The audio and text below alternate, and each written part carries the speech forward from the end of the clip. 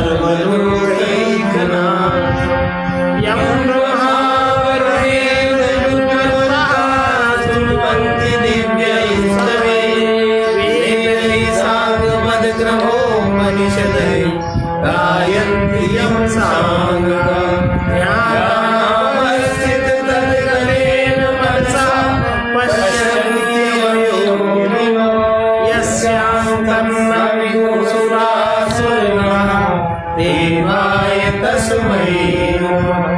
गीताशास्त्रमिदं पुण्यं व्यापरेत् प्रयता पुमान् विष्णोः परमभावो वैशोकादिवर्जितः गीताध्ययनशीलस्य प्राणायामपरस्य च नैव सन्ति पापानि पूर्वजन्मकृतानि च मलनिर्मोचनं पुंसां जलस्नानं दिने दिने सकृद्गीताम्बसिस्नानं संसारमरणाशनं गीता सुगीता कर्तव्या किमन्यैः शास्त्रविस्तरैः या स्वयं पद्मनाभस्य मुखपद्माविनिस्थिता भारतार्थसर्वस्वं शिशोरत्नाविनिस्थितं गीता गङ्गोदकं पीत्वा पुनर्जन्म न विद्यते सर्वोपनिषदो गावो दोग्धा गोपालनन्दनः पार्थो वत्सः सुधीर्घोऽग्रा दुग्धं गीतामृतं महत् एकं शास्त्रं देवकी पुत्रगीतम् एको देवो देवकी पुत्र एव एको मन्त्रस्तस्य नामानि यानि कर्माप्येकं तस्य देवस्य सेवा। ओम श्री परमात्मने नमः। अथ सप्तमोऽध्यायः ज्ञान विज्ञान योगः। श्री भगवान् उवाच मय्यासक्तमना पार्थ योगं युञ्जन्मदाश्रयः असंशयं समग्रं माम् यथा ज्ञास्यसि तच्छृणु ज्ञानं तेऽहं सविज्ञानम् इदं वक्ष्याम्य शेषतः यज्ज्ञात्वा नेह भूयोऽन्यत्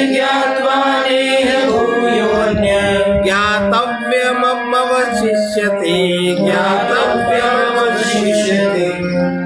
हे पार्थ मय्यासक्त मना अनन्य प्रेम से जो आसक्त हुए मन वाला। अब ये अनन्य प्रेम भी लिखा है और आसक्त हुआ मन वाला भी लिखा है। ये दोनों शब्द आसक्त उसको कहते हैं जो जुड़ने का प्रयास करता है और अनन्य प्रेम से। अब जुड़ने का प्रयास करता है किससे? जब कोई वस्तु या पदार्थ सामने हो तब ना, तब तो आसक्त है, लेकिन सामने तो कुछ है नहीं। और जितना पीछे 6वें अध्याय तक भगवान ने जो अपने स्वरूप का वर्णन किया है वो स्वरूप समझते समझते समझ में आता है, अनुभव गम्य तो मुश्किल से होता है। तो अनन्य प्रेम वाला वो केवल उन्हीं को चाहता है और उन्हीं को चाहता है आप जैसे भी हैं, जो भी हैं, जितने भी हैं, जहाँ भी हैं। मैं नहीं समझता, इस भावना से बार बार उनसे जुड़ने का प्रयत्न करता कि हृदय में वो प्रकाश हो जो जिसमें स्थिरता हो। इसलिए कह रहे हैं मुझ में अनन्य प्रेम से आसक्त हुए मन वाला अनन्य भाव से सदाश्रय मदाश्रय मेरे ही परायण, मुझसे ही सब तरफ से युक्त, मेरे अलावा किसी दूसरे को अपने हृदय में आश्रय न देने वाला। दूसरा मतलब कोई मनुष्य नहीं, दूसरा मतलब काम, क्रोध, लोभ, मोह, मद मत्सर, कामना, आसक्ति। जगत से संबंधित अपने संसार की रचना न करना, जगत से संबंधित अपने संसार की रचना न करने का स्वभाव हो जाना, ये हुआ मेरे परायण। योग में, योग का अर्थ हम लोगों ने कल से बहुत सुना, लगा हुआ, योग में लगा हुआ, निरंतर उनके अनुभव के लिए लगा हुआ, निरंतर उनसे युक्त हुआ लगा हुआ, संयोग वियोग से अपने को मुक्त रखता हुआ, उसी में स्थित बनाने के लिए लगा हुआ। समग्रम, समग्र भगवान का क्या है? जो संपूर्ण समग्रम यथा संशयम, भगवान जितने भी हैं, जो भी है, या भगवान का तात्विक रूप जो अपने हृदय में है, आत्मा के रूप में जो समाया है, संपूर्ण विभूति बल ऐश्वर्य आदि गुणों से युक्त, सबका आत्मस्वरूप, सबका आत्मस्वरूप, तो उसका भी आत्मस्वरूप जो लगा है, आत्मस्वरूप जिस प्रकार संशय रहित जानेगा, उसको तुम सुनो। फिर से समझेंगे। हे पार्थ, मुझ में जो अनन्य प्रेम से आसक्त मना, आसक्त हुआ, आसक्त मन वाला, अनन्य भाव से जो मेरे पारायण योग में लगा हुआ, मुझको संपूर्ण विभूति बल ऐश्वर्य गुणों से युक्त, सबका आत्मस्वरूप, सबका आत्मस्वरूप जिस प्रकार संशय रहित जानेगा, आत्मस्वरूप जानेगा, किसी नाम रूप में नहीं जानेगा, जो सबका आत्मस्वरूप संशय रहित जानेगा, उसको तुम सुनो। न कोई नाम है, न कोई रूप है, न कोई मूर्ति है, न कोई आधार, न कोई बाह्य माने पृथ्वी तत्व से संबंधित कोई भी आकार प्रकार नहीं। आत्मस्वरूप जिस प्रकार संशय रहित जानेगा, उसको मुझसे सुनो।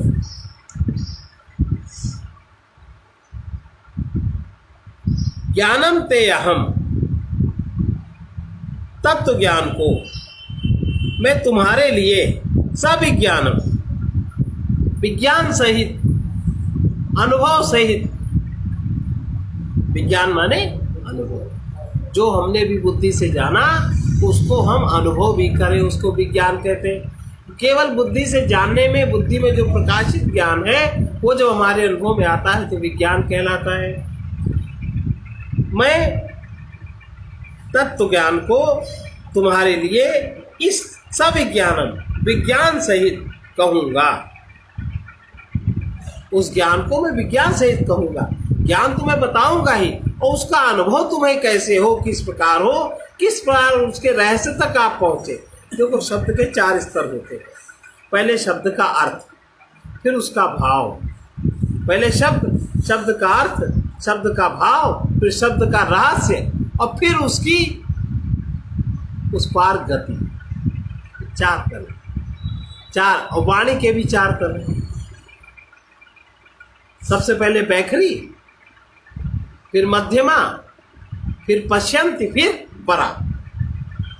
तो मैं उसके तत्व ज्ञान को मैं तुम्हारे लिए विज्ञान सहित संपूर्णता से, मैं अशेषता, कुछ भी शेष नहीं रहेगा, मैं संपूर्ण कहूँगा, जिसको जानकर इस संसार में फिर और कुछ जानने के लिए, जानने योग्य, ज्ञातव्यम, जानने योग्य शेष नहीं रहता।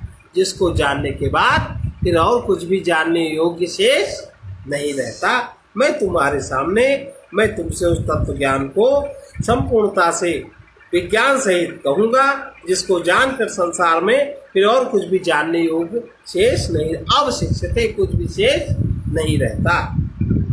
मनुष्याणां सहस्रेषु कश्चित् यतति सिद्धये, कश्चित् यतति सिद्धये, यततामपि सिद्धानां कश्चिन्मां वेत्ति तत्त्वतः मनुष्याणां सहस्रेषु कश्चित् यतति सिद्धये यततामपि सिद्धानां कश्चिन्मां वेत्ति तत्त्वतः। देखो अर्जुन, सहस्रेषु मनुष्याणाम, हजारों मनुष्यों में, यहाँ मनुष्य रूप में, राक्षस मनुष्य रूप में, यक्ष मनुष्य रूप में, पशु, इसकी बात नहीं कही। मनुष्य रूप में जो मनुष्य हो, जिसकी प्रकृति भी मनुष्य की तरह हो और जो आकृति भी जिसकी मनुष्य की हो, प्रकृति को जैसे कोई भी पशु योनि से मनुष्य योनि में आया तो उसकी पशु प्रकृति बहुत काल तक रहने वाली, कई जन्मों तक रहने वाली है।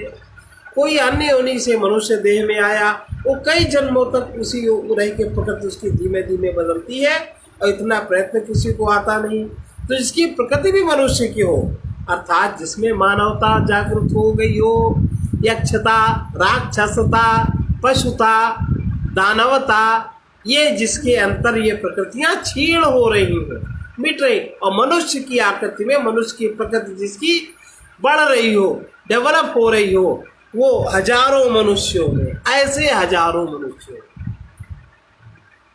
मनुष्य तो वो हो रहा है, प्रकृति उसकी मनुष्य की हो रही है, लेकिन अभी वो दिव्यता की ओर जाने के लिए उत्सुक नहीं है। अभी वो मनुष्य जीवन को ठीक से जानना समझना चाहता है। ऐसे हजारों मनुष्यों में कोई ही मनुष्य सिद्ध है, मेरी प्राप्ति के लिए यत्न करता है। ऐसे हजार मनुष्यों में कोई ही मनुष्य मेरी प्राप्ति के लिए यत्न करता है, और वो जो ये यत्न करने वाले हैं सिद्धा नाम, जब योग में उनकी गति होती है, संयोग वियोग से उपरामता होने लगती है। संयोग का सुख, वियोग का दुख जब उसमें वो नहीं अटकते, इन दोनों वृत्तियों को जब वो देखने में समर्थ हो जाते हैं, जब उनकी गति योग में होने लगती है, जो तत्व नित्य वर्तमान है वो वर्तमान है और हम उसी में हैं, ऐसी समझ जिसमें जागृत होने लगती है, सिद्धानाम। सिद्धानाम माने शांत, सिद्धि किसको कहते हैं? शांत और संतुलन और विरक्ति। इतनी शांति आ जाए चित्त में कि प्रकृति से, परिस्थिति से, शरीर से सबसे संतुलन स्थापित हो जाए, कुछ भी ऐसा ना हो जो नहीं करना चाहिए। ये है योग सिद्धानाम, इसको कहते हैं सिद्धानाम। तो सिद्धानाम जब भी कभी सिद्ध की बात कही जाती तो योग कहा जाता है, योगियों को कहा जाता है। योगी एक संतुलित पर्सनालिटी है। योगी की पर्सनालिटी बहुत ही संतुलित है, बहुत ही शांत है और बहुत ही विरक्त है। विरक्त माने जगत के पदार्थों में आसक्ति नहीं, अपनी कल्पनाओं में तो बिल्कुल आसक्ति नहीं, अपने सुख भोग में तो बिल्कुल आसक्ति नहीं, संयोग वियोग से उपरामता और योग में स्थिति का होना। उन यत्न करने वाले योगियों में भी कोई ही पुरुष, कश्चित कोई पुरुष, माम, कोई पुरुष मुझे तत्व से जानता है, अर्थात यथार्थ रूप से अंदर के रहस्य को पहचानता है, सत्य के रहस्य को। कोई मनुष्य, कोई एक मनुष्य, हजारों यत्न करने वाले में से कोई एक योगी, अर्थात जो सिद्ध हो गया, सिद्ध हो रहा, संयोग वियोग से जो उपराम हो गया, योग में जिसकी स्थिति बन गई, अर्थात शांत, संतुलन और वैराग्य से जो युक्त हो गया, कोई एक ही मुझे तत्व से जानता है, अर्थात यथार्थ मर्म से जो ये सत्य का रहस्य है, कोई एक की बुद्धि में वो रहस्य प्रकट होता है। भूमिरापो नलो वायु, भूमिरापो नलो वायु, खम मनो बुद्धिरेव च, खम मनो बुद्धिरेव च, अहंकारम् इति यं मे, अहंकार इति यं मे, भिन्न प्रकृतिरष्टधा। भिन्ना प्रकृतिरष्टधा। और हे अर्जुन, पृथ्वी, जल, अग्नि, वायु, आकाश, मन, बुद्धि और अहंकार भी ऐसे ये 8 प्रकार से विभक्त हुई मेरी प्रकृति है। मेरी प्रकृति, प्रकृति का अर्थ एक अर्थ होता है स्वभाव। कहते हैं ना उसकी प्रकृति यही है, अर्थात उसका स्वभाव यही है। ये 8 प्रकार से ये विभक्त हुई मेरी प्रकृति है, जो भगवान की प्रकृति है, जो भगवान का कार्य करने से जो तरीके के पहले जो उनका जो एक डिवीज़न है जिसको प्रकृति भगवान कह रहे हैं, उसके 8 प्रकार हैं। 8 प्रकार क्या है? पृथ्वी, जल, अग्नि, वायु, आकाश, मन, बुद्धि और अहंकार भी ऐसे 8 प्रकार से विभक्त हुई मेरी प्रकृति। अपरे अमितस्त्वन्याम् प्रकृतिं विद्धि मे पराम्। प्रकृतिं विद्धि मे पराम्। जीवभूतां महाबाहो जीवभूतां महाबाहो ययेदं धार्यते जगत्। ययेदं धार्यते जगत्। ये जो अपरा, ये 8 प्रकार की भेदों वाली जो प्रकृति है, ये अपरा है। अपरा माने जो दृश्यगत है, जो दिखाई देती है, जो पदार्थगत है, जिसको आप समझ सकते हो, जिसको आप देख, मन को भी आप एक स्तर है, मन को भी आप समझ सकते हो, बुद्धि को भी आप समझ सकते हो, अहंकार को भी आप जानते हो, और पृथ्वी, जल, अग्नि, वायु, आकाश, इस पर भी जानते हैं कि नहीं? तो ये जो 8 प्रकार की प्रकृति है, ये तो अपरा है, अर्थात मेरी जड़ प्रकृति, जड़ जिसमें स्वतः कोई गति नहीं होती। और हे महाबाहो, इससे जो दूसरी मेरी जीवभूतां महाबाहो जीवभूतां महाबाहो ययेदं धार्यते जगत्। ययेदं धार्यते जगत्। और जो दूसरी प्रकृति है परा प्रकृति, परा और अपरा। परा प्रकृति है अर्थात जो चेतन प्रकृति है, ये तो जड़ प्रकृति हो गई, बाहर से जिसमें कोई हरकत दिखाई न पड़े, वो स्वतः अपने क्रम से उसमें परिवर्तन हो, और ऐसा परिवर्तन हो जिसको कि आप समझ लें, देख लें। और दूसरी जो परा प्रकृति है, जो चेतन प्रकृति जानो, जिससे संपूर्ण जगत धारण किया जाता है। अपरा प्रकृति को धारण करने वाला कौन? परा जीव चेतन। चेतन के द्वारा ये संपूर्ण जगत धारण किया जाता है। हर एक में चेतना है कि नहीं? वृक्ष है, वृक्ष में चेतना है कि नहीं? तभी तो वृक्ष बढ़ता है, फल आते हैं। पत्थर है, पहाड़ है, उसमें चेतना है कि नहीं? आप हरिद्वार जाके देखिए, एक साल में जब हम लोग वहाँ रहते थे, एक साल में आज हम बालू देख क्या है, और दूसरे साल वहाँ इतने 5-5, 6-6 इंच के पत्थर, वहाँ पूरी गंगा जी का किनारा पत्थरों से भर जाता था। एक साल में इतने पत्थर निर्मित हो जाते थे उसी बालू के। अब ये जो कार्य हुआ चेतन प्रकृति के द्वारा हुआ। तो 2 प्रकार की, ये 8 प्रकार के भेदों वाली तो अपरा है, अर्थात मेरी जड़ प्रकृति है। और हे महाबाहो, इससे जो दूसरी को मेरी जीव रूप परा अर्थात चेतन पराम, चेतन प्रकृति जानो, जिससे ये संपूर्ण जगत धारण किया जाता है। 4 प्रकार के वर्ग: खनिज वर्ग,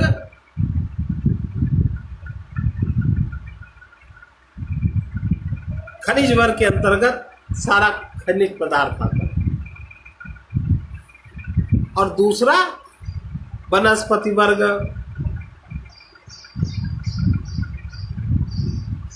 वनस्पति वर्ग में सारा ये जगत आता है, और तीसरा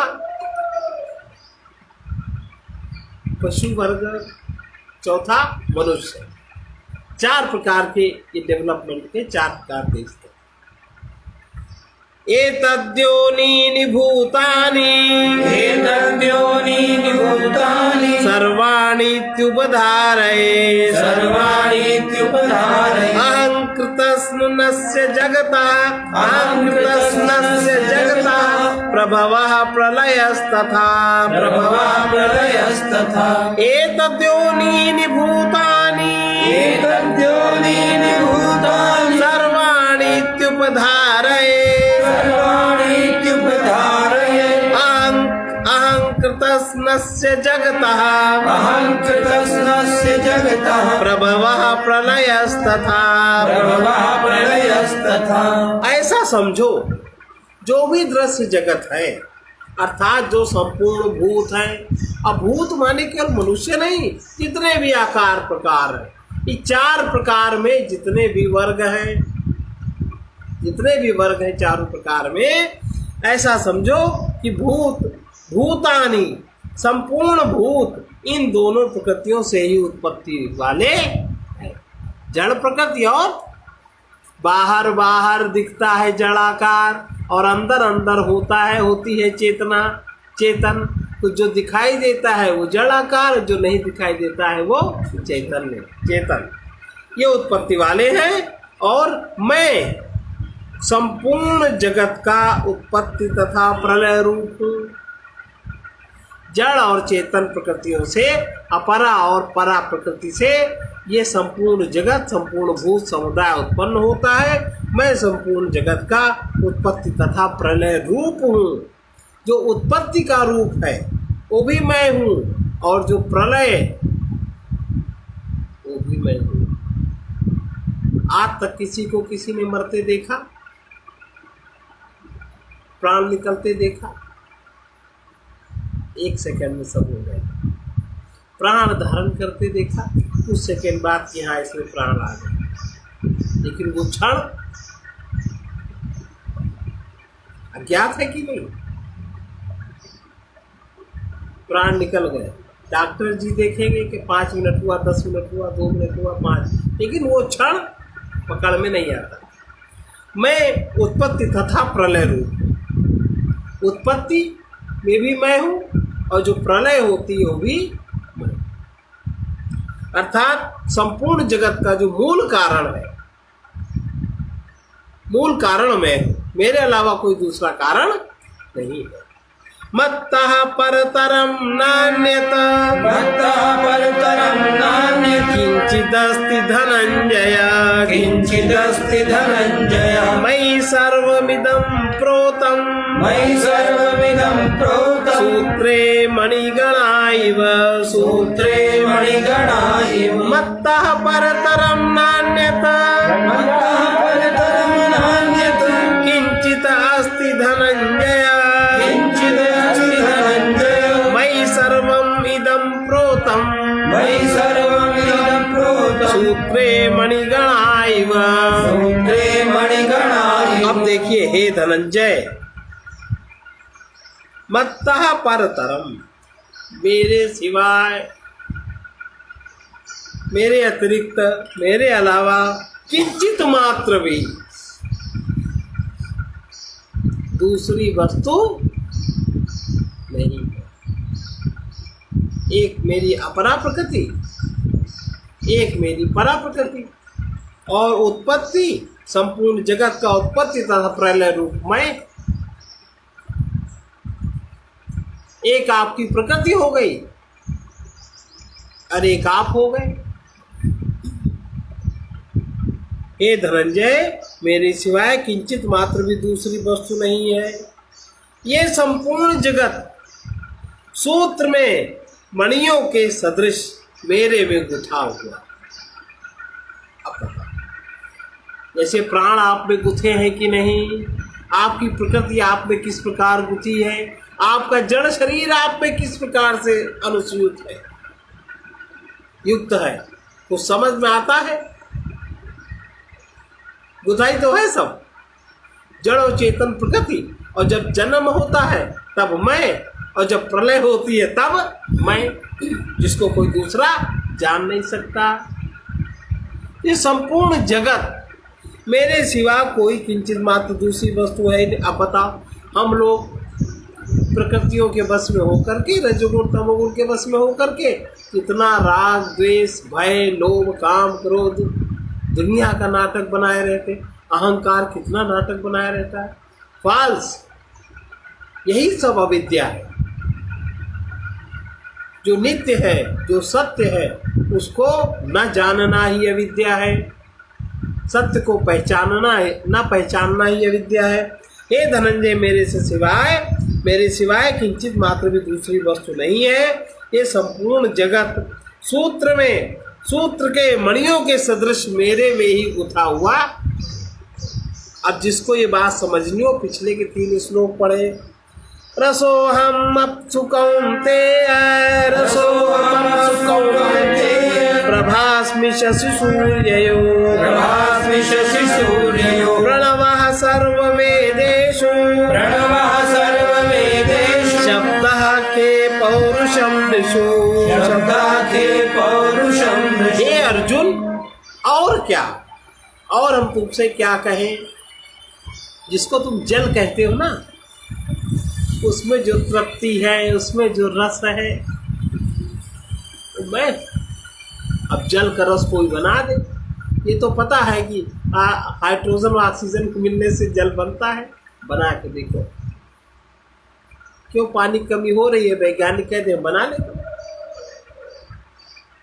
पानी एक एक बूंद बचाओ, ये करो वो करो।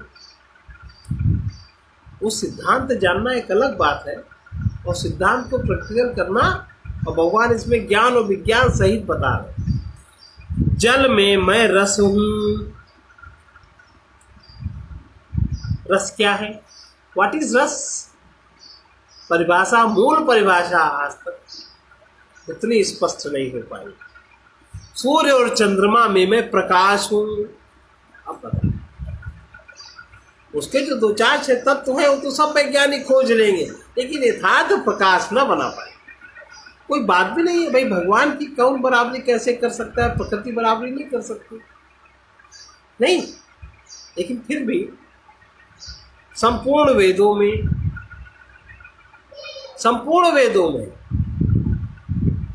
संपूर्ण ज्ञानों में जो सबसे सरल सहज, सबके लिए सुलभ जो ज्ञान है वो ओंकार। ओंकार का अर्थ जानते हैं क्या? ओंकार माने जागृत अवस्था। ओंकार का पहला चरण, ओंकार के 4 पाद। जागृत अवस्था पहला पाद, स्वप्न अवस्था उसका दूसरा पाद, सुषुप्ति अवस्था उसका तीसरा पाद, और तुरीय अवस्था ओंकार का चौथा पाद। आ उ मा, अंत में शांति। तो ये सबके लिए सुलभ है। सब इस बात को बड़े सहज रूप से जान सकते हैं, जिसको बताया जाए, जो जानना चाहे। सबसे पहले ज्ञान के रूप में यही ज्ञान प्रकट होता है। योगियों में सबसे पहले उनको इसी ज्ञान का साक्षात्कार होता है। यही बात प्रकट होती है उनके ज्ञान में। ओंकार संपूर्ण वेदों में ओंकार सर्वसुलभ। जो भी ज्ञान मनुष्य में है सब वेद का ही तो ज्ञान, और वेद माने ही ज्ञान होता है। और वो ज्ञान जो ऋषियों ने साक्षात करके उसको लिपिबद्ध कर दिया, और वो ज्ञान आपसे भिन्न नहीं हो सकता। भले शब्द में जानने के लिए आप उसको देखें, जितना आप सीधे चलेंगे और जब आप योग में स्थित होंगे तो वही उसी ज्ञान का प्रकाश आपके हृदय में होने लगेगा। सबसे पहले प्रकाश ओंकार का होता है।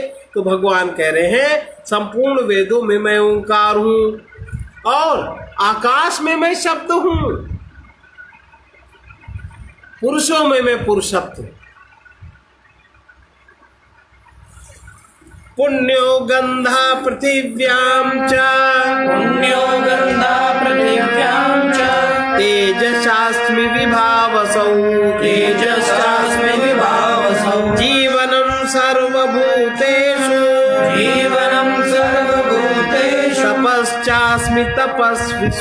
तपश्चास्मि तपस्विषु। मैं पृथ्वी में पवित्र गंध,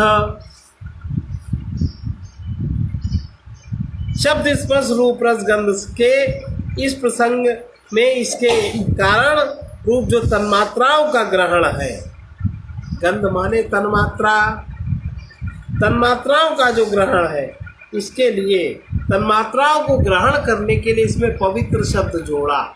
मैं पवित्र गंध हूँ।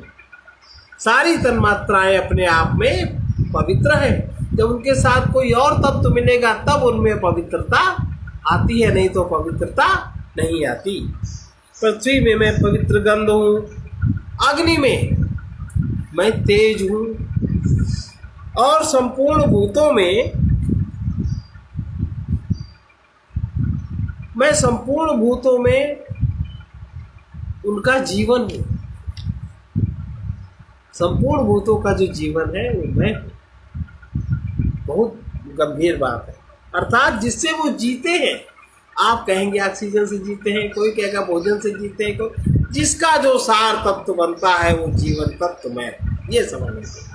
आपका खाना पीना रहन सहन जो भी आप ग्रहण और जो भी आप ग्रहण करते हो, सबका जो एक सार जो जीवन तत्व बनता है वो रचना, वो मैं हूँ। और तपस्वियों का तप मैं, तप से अशुद्धि का क्षय होता है। तो जो जिससे सब अशुद्धियों का क्षय होता है वो तप मैं, तपस्वियों का तप मैं। बीजम मां सर्वभूतानां, बीजं मां सर्वभूतानां विद्धि पार्थ सनातनम, विद्धि पार्थ सनातनम् बुद्धिर्बुद्धिमतामस्मि, बुद्धिर्बुद्धिमतामस्मि तेजस्तेजस्विनामहं, तेजस्तेजस्विनामहम्। हे अर्जुन, संपूर्ण भूतों का आदि कारण, संपूर्ण भूतों की सृष्टि कहाँ से हुई, कहाँ से यह शुरू हुआ प्रपंच, उसका जो आदि कारण है, सबसे पहला कारण है वो मैं हूँ। तो मुझको जानने से ही सब जान पाओगे। मुझे अगर न जाना तो कुछ भी विज्ञान तुम्हारे हाथ लगने वाला नहीं है। एक पक्ष होकर के अगर आप चलेंगे, केवल पदार्थ को देख के पदार्थ का अगर आप शोध करेंगे तो आप रहस्य को नहीं जान पाएंगे। संपूर्ण भूतों का सनातन कारण मुझको जानो, और मैं बुद्धिमानों की बुद्धि, तेजस्वियों का तेज मैं हूँ। जिसमें जो सार तत्व है वो भगवान है, वो चैतन्य है, वो चेतन है। बलम बलवतां चाहं, बलं बलवतां चाहं कामराग विवर्जितम्, कामरागविवर्जितम् धर्मा विरुद्धो भूतेषु, धर्माविरुद्धो भूतेषु कामोऽस्मि भरतर्षभ, कामोऽस्मि भरतर्षभ। बलम बलवतां चाहं, बलं बलवतां चाहं कामराग विवर्जितम्, कामरागविवर्जितम् धर्मा विरुद्धो भूतेषु, धर्माविरुद्धो भूतेषु कामोऽस्मि भरतर्षभ। कामोऽस्मि भरतर्षभ। हे भरत श्रेष्ठ, मैं बलवानों का कामराग विवर्जितम, आसक्ति और कामनाओं से रहित बल, जिस बल में ना आसक्ति हो और ना कामना हो, और ज्यादातर बल आसक्ति और कामना से युक्त है। मैं बलवानों का आसक्ति और कामना से रहित बल अर्थात सामर्थ्य हूं, और सब भूतों में धर्मा विरुद्धा, धर्म के अनुकूल, शास्त्र के अनुकूल, धर्म के अनुकूल, धर्म का 2-3 दिन पहले धर्म के 10 लक्षण बताए थे। जति क्षमा दम अस्तेयम शौचमिंद्रिय निग्रह धीर विद्या सत्यम अक्रोधो दशकम धर्म लक्षणम। मनुस्मृति के अनुसार धर्म के 10 लक्षण है, जो प्रत्येक मनुष्य उनको जितना अधिक पालन करेगा उतना ही ज़्यादा वो शांति अवस्था को प्राप्त होगा, द्वंद्व से रहित होगा, उतना ही उसमें संघर्ष कम होगा, जितना ज़्यादा जो पालन करेगा। मैं सब भूतों में धर्म के अनुकूल अर्थात शास्त्र के अनुकूल, सब हर भूत की अगर काम न हो तो सृष्टि का विवर्धन कैसे होगा, तो सृष्टि का मूल विवर्धन करने के लिए शास्त्र के जो अनुकूल आचरण, उसका जो शास्त्र विज्ञान है, उसके अनुसार मैं काम हूँ। ये चैव सात्विका भावा, ये चैव सात्विका भावा, राजसास्तामसाश्चये, राजसास्तामसाश्चये, मत्ते वेति तान् विद्धि, मत्ते वेति तान् विद्धि, न त्वं तेषु ते मयि, न त्वहं तेषु ते मयि। और भी जो भी सात्विका भाव, सत्व गुण से उत्पन्न होने वाले जो जो भाव है, ज्ञान, प्रकाश, वैराग्य, शांति, प्रेम आदि, ये सत्व गुण से उत्पन्न होने वाले मूल भाव। और जो रजोगुण से उत्पन्न होने वाले भाव, काम, क्रोध, लोभ, मोह, मद, मत्सर, ईर्षा, द्वेष, कलह, क्रोध, निंदा, घृणा आदि आदि। और तमोगुण से उत्पन्न होने वाले भाव, अविद्या, जड़ता, मूर्छा, निद्रा, आलस्य, प्रमाद, तमोगुण से उत्पन्न होने वाले मूल वृत्तियों के नाम हमने गिनाए। उन सबको तुम हमसे ही होने वाले जानो।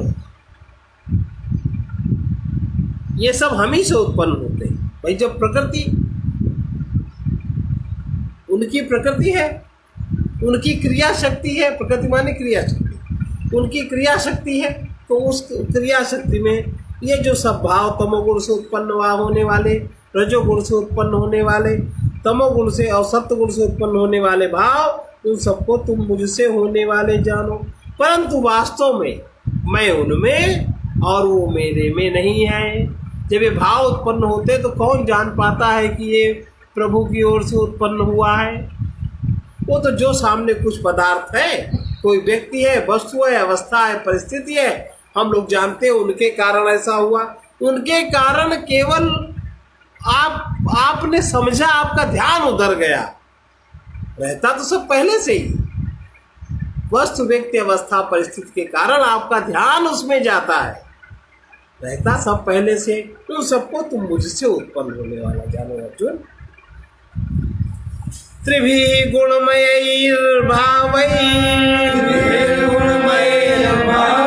एभिः सर्वमिदं जगत्, एभिः सर्वमिदं जगत्, मोहितं नाभिजानाति, मोहितं नाभिजानाति, मामेभ्यः परमव्ययम्, मामेभ्यः परमव्ययम्। गुणमयी, गुणों के कार्य रूप, गुणों का 3 गुण, सत्वगुण, रजगुण, तमगुण, इनसे जो कार्य है, इनके जो कार्य का रूप है, इन तीनों प्रकार के भावों से ये सब संसार मोहित।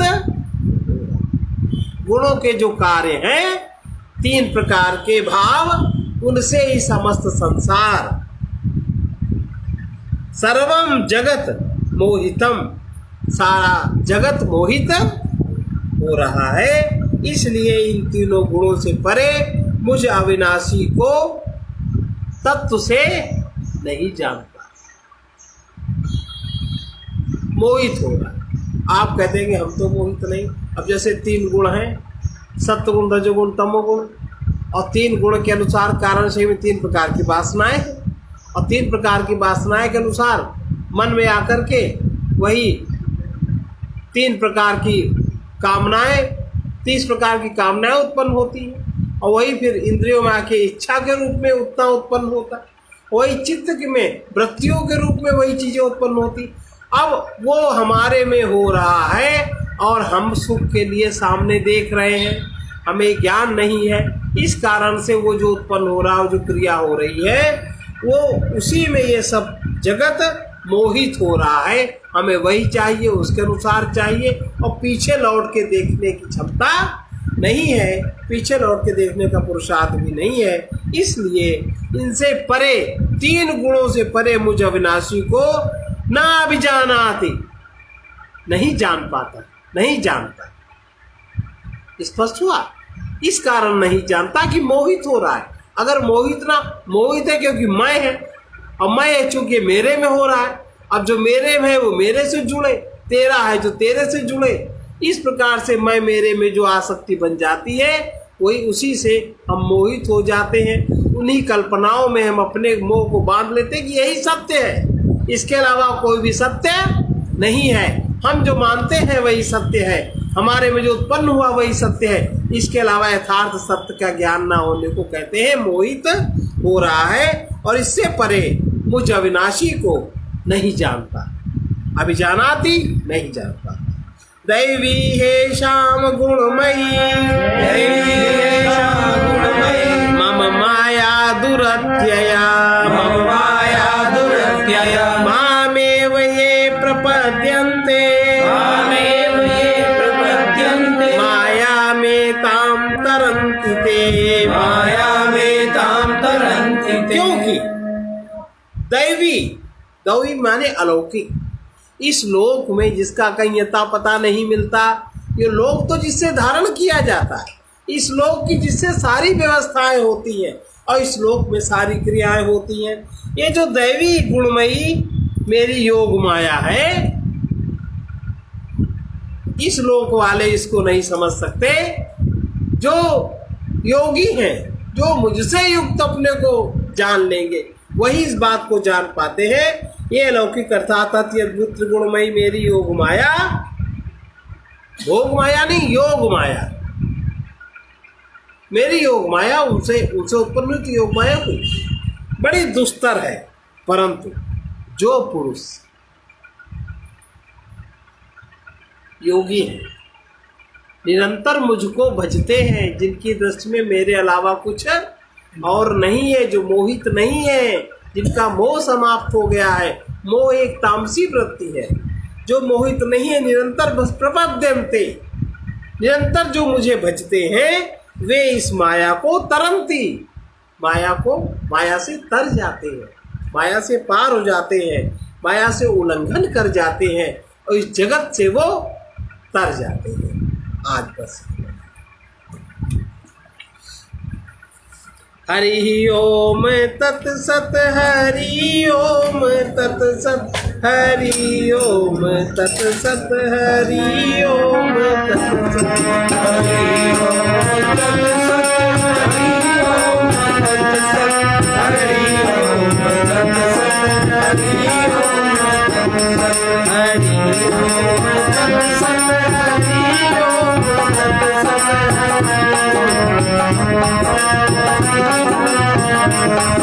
हरि ओम तत्सत, हरि ओम तत्सत, हरि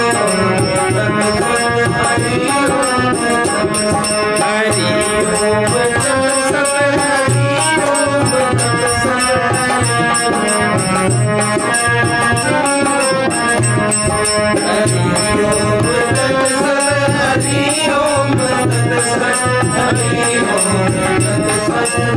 अब इस योग माया को जो बड़ी दुस्तर है,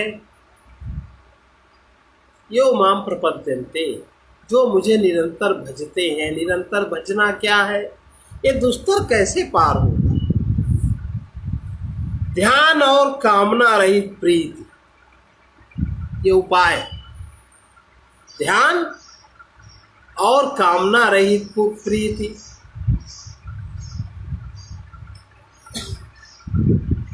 इस माया से, अहंकार से पार होने के उपाय। जिसको चाहो उससे कुछ न चाहो, और जो भी वस्तु सामने आवे उसको ध्यान से देखने का अभ्यास बना लीजिए। ध्यान और कामना रहित प्रीति। कोई भी वस्तु व्यक्ति से स्थायी सुख, स्थायी आनंद, स्थायी रस नहीं मिल सकता। मिलेगा क्षण भर को मिलेगा, फिर वियोग, फिर क्षण भर को मिलेगा, फिर वियोग। इस तथ्य को जानकर निरंतर जो मुझ में रहेंगे, मुझे जो बसते हैं। किसी भी वस्तु की प्रतीति को, जो भी कुछ प्रतीत हो रहा है उसको ध्यान से देखो। अगर ध्यान से देखना आ गया, अगर दृश्यानुपित समाधि में स्थिरता बन गई, तब कोई भी व्यक्ति सुखदाता नहीं दिखेगा। और जब सुखदाता नहीं दिखेगा तो कोई भी व्यक्ति दुखदाता भी नहीं दिखेगा। क्योंकि अगर आंखें न हो तो रूप कैसे देख पकड़ा जाएगा, नेत्र न हो तो रूप का सुख कैसे मिलेगा, और नेत्र की व्यवस्था क्या है, कौन कर रहा है? आपका अहंकार कर रहा है। भगवान कह रहे हैं तो मैं करता हूं, मैं कर रहा हूं।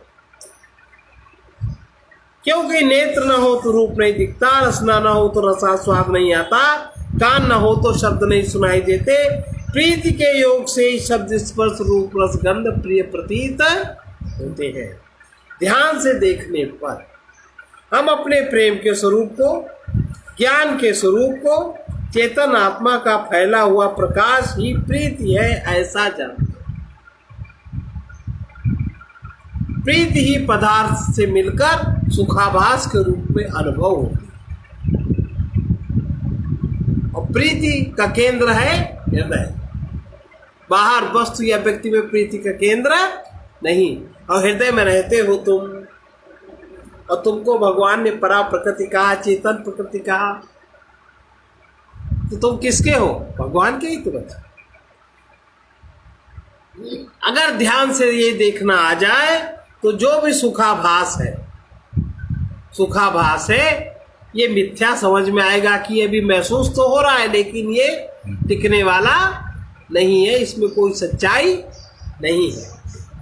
तब समझ पाएंगे।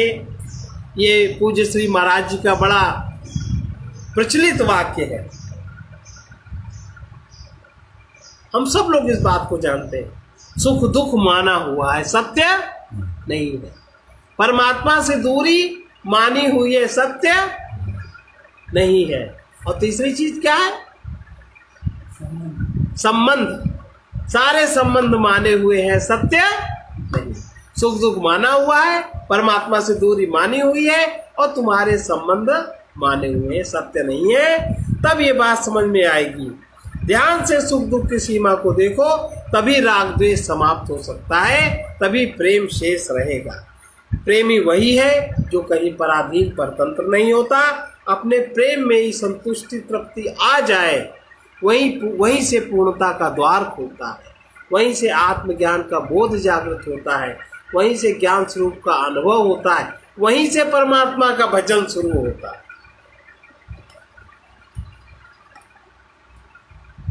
ध्यान से देखते हुए, अगर ध्यान से हम देखने लग जाएं तो मन की तरंगें शांत होना शुरू हो। मन को ही ध्यान से देखना है, और ध्यान से तभी देखा जाता है जब भूत का मनन और भविष्य का चिंतन नहीं होता। वर्तमान में देह इंद्रियां मन बुद्धि प्राण है, इन्हें ही ध्यान से देखने का अभ्यास डालो, इसी का नाम ध्यान है। और इसी प्रकार इसे ही तभी संयम सदेगा, और इसी संयम से अधोमुखी चेतना ऊर्ध्वमुखी होकर ऊपर उठती है। जो हमारी चेतना अधोमुख है, नीचे की ओर बह रही है, शक्ति का प्रवाह जो नीचे की ओर हो रहा है, चेतना जो नीचे पदार्थमय बन रही है, लोभमय काममय बन रही है, यही ऊर्ध्वमुखी होकर ऊपर उठेगी। तब पशु प्रकृति में चेतना तो है, लेकिन उसमें जिज्ञासा, अभिलाषा, अभिप्सा, जैसे जैसे मनुष्य से पशु प्रकृति हटती जाती है, मनुष्य प्रकृति डेवलप होती जाती है, वैसे वैसे ही जैसे जैसे मानव देह पशु धारण करता जाता है, जैसे जैसे उस चीज में मानवता बढ़ती जाती है, वैसे वैसे अभिलाषा और अभिप्सा की भी जागृति बढ़ती जाती है। कोई थोड़े मनुष्य हजारों में, लाखों में कोई सत्य को जानने की चेष्टा करते हैं। अभी जो हम लोगों ने भगवान का वचन सुना, और अगर भजन करने की इच्छा है तो भजन किसे कहते हैं? जो भी कुछ हम करें फलाशा रहित होके करें। यही से भजन की शुरुआत। हम जो भी करें उस अपने कर्म में फल की आशा न रखें, फल की आशा से हम न बंधे, क्योंकि हमें पता नहीं कि हमें 4 लोग 4 प्रकार के कर्म करते हैं। 4 प्रकार के लोगों को एक सा ही फल नहीं मिलता, क्योंकि कर्म करने का तरीका चारों का अपना अपना, कर्म करने की प्रकृति चारों की अपनी अपनी, कर्म के समय जो कर्म शुरू किया उसका प्रारब्ध चारों का अलग अलग, वासना सबकी अलग अलग, तो चारों को फल एक सा नहीं मिलने वाला। कब किसका कौन सा भोग जागृत हो रहा है, कौन सा भोग किसका जा रहा है, किसका आ रहा है, सब अलग अलग होता है। इसलिए जो भी कर्म करें फलाशा रहित होकर कर्म करें। यहीं से भगवत भजन का प्रारंभ होता है और अपने कर्म के फल को भगवान में समर्पित करें। जब ऐसा करेंगे तो हमारा कर्ता भाव छूट जाएगा। कर्ता भाव का जो अहंकार है छूट जाएगा, भोक्ता भाव भी छूट जाएगा। तब परमात्मा की शक्ति से, परमात्मा के ज्ञान से, परमात्मा के प्रेम से ही सारे कर्म होते हुए हमको दिखाई पड़ेंगे। तभी सारे कर्म हमको होते हुए उनसे दिखाई पड़ेंगे। और इस प्रकार का ध्यान तुम्हारे द्वारा, तुम्हारा ही तुम में होता है। तुम ही उसके केंद्र हृदय हो और तुम ही चेतन हो। इस प्रकार से ध्यान करो नहीं, बल्कि जो कुछ भी तुम्हारे सामने है उसको ध्यान से देखने का अभ्यास डालो। इसी को दृश्यानुविद्ध समाधि कहते हैं। लेकिन इस प्रकार के ध्यान में काम, क्रोध, लोभ आदि आसुरी शक्तियां हमेशा बाधक रहा करती हैं। आप जान भी नहीं पाओगे, उपद्रव शुरू हो जाएगा। इसलिए इन शक्तियों का स्रोत जो आत्मा है, इस चेतन तत्व को ध्यान से अपने आप में बार बार ठहरते आना है, अपने आप में ठहरने का अभ्यास डालना है। तब ये शक्तियां अपने आप पराजित हो जाएंगी। तब धीमे धीमे पहुंचने पर आत्मा का स्वरूप ध्यान कैसे समझ में आएगा। तब ध्यान किसी का करना नहीं है, जिससे सब कुछ प्रकाशित है वो चेतन आत्मा। बस यही ध्यान से देखना है, स्वयं में ही चेतन आत्मा परमात्मा प्रतिष्ठित है। बस यहाँ तक ध्यान पहुँचेगा, उसके बाद समाधि स्वतः जागृत हो जाएगी।